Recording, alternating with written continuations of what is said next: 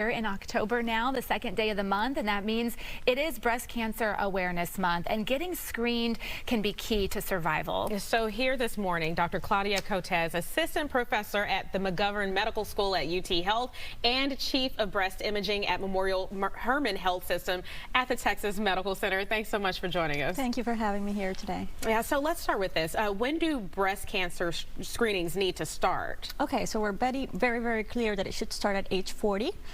Every single year for all women. It can start a little bit sooner if you have any family history or high risk for breast cancer. We usually start 10 years before that first-degree family member was diagnosed.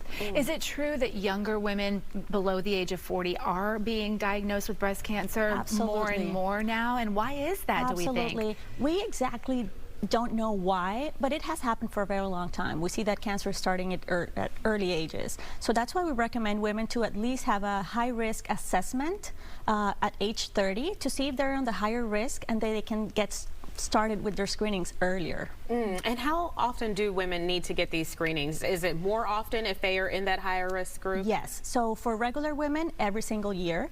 But then if you're in the high risk, you should start earlier. And then what we usually do is that we screen you with mammography, but then we can also add other supplemental screening studies like ultrasounds and MRIs that are done 6 months after the screening mammogram. So we're basically checking patients twice a year. Yeah.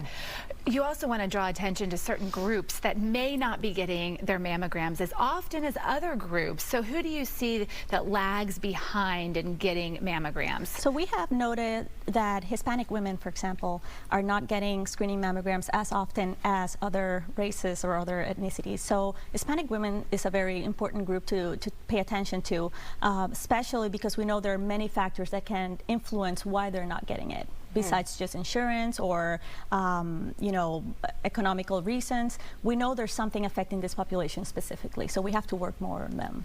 All right, so what's your recommendation for that population or anyone else who's hesitant to go ahead and get that screening done?